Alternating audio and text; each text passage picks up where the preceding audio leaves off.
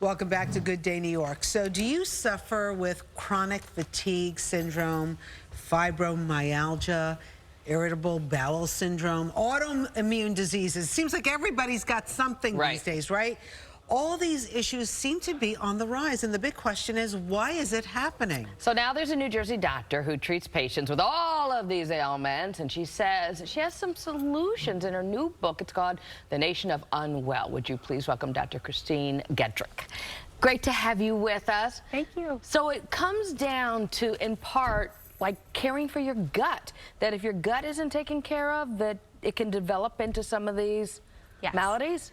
Yes. So what is happening in the medical literature is that in the last, let's say, decade, everything is getting framed out around our gut health. And what we're understanding now is that our gut communicates with the rest of our body. It's regulating our immune system, it's regulating and controlling inflammation, and then that's feeding back up to the brain and influencing our mood and putting it potentially at risk over time for some of the neurological problems that we see in the older population. Why do we see it? Like, I remember going to school. I don't remember any of my friends being sick, but now I got nieces who have celiac disease and this one, Crohn's and colitis. Like, where is this coming from, and how did we get to this place? Exactly. So this is one of the points of the book. It's a very sort of a call to arms to sort of say, we have to fix a problem here. The U.S. is really, sadly, getting sicker overall. We are still the best place to have urgent care provided. But long term, we need health, we need better solutions, and we're sicker than ever. Our children are going to live less years than we are. But on the whole, does the medical profession also agree with this theory, or is it so much now when we go in to see a doctor, they're quick to prescribe something?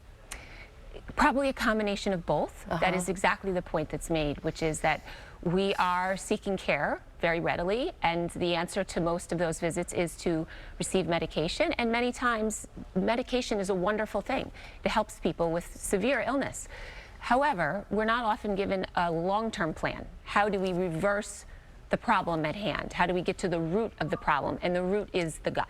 All right, so now you talk about the gut. So how do we restore our gut health? Well, give us some pointers here, what we need to do. Okay, so one of the things that we know is that there's trillions of bacteria. There's even fungi and there's parasites in our gut. We all have them. We don't always like to think of those things.